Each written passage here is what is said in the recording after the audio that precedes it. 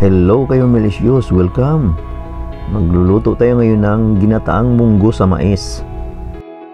Halika na, gawin na natin ito.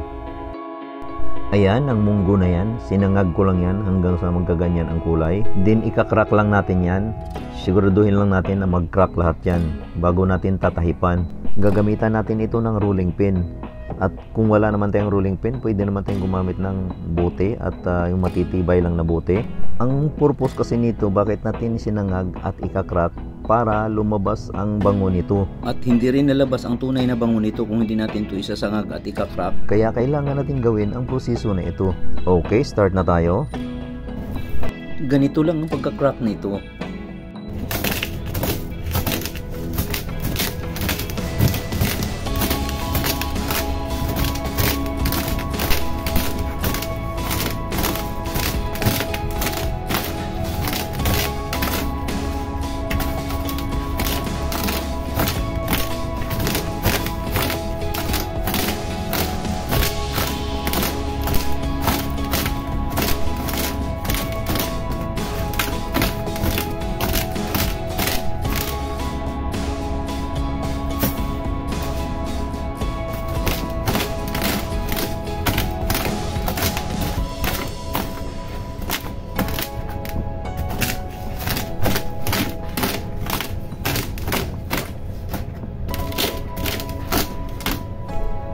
Itutuloy ko lang ang proseso na to hanggang mag-crack lahat.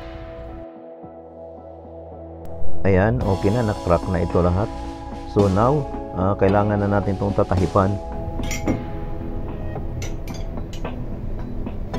Tatahipan natin to.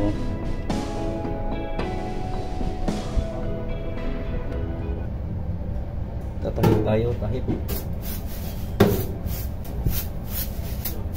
Na, tapos natin pagtahip. Ito naman ang additional ingredients natin. Corn kernel, white sugar, condensed milk, at coconut milk.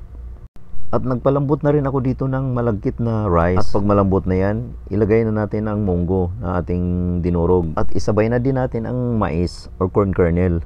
Then ang condensed milk at ang white sugar. Ilagay na din natin ang coconut milk. At pakukuluin lang natin to for at least 15 minutes. And after 15 minutes, ito na yon. So sa sweetness level, kayo na bahala mag-adjust. Take note, ang munggo madali nang maluto yan. Kahit 10 minutes luto na yan basta't nakasangag na. Sana nagustuhan mo itong video ko. Please subscribe, heart and share.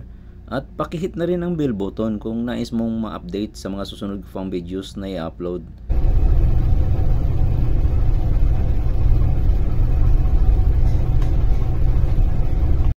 Ito na ang ginataang munggo sa mais. Thank you for watching.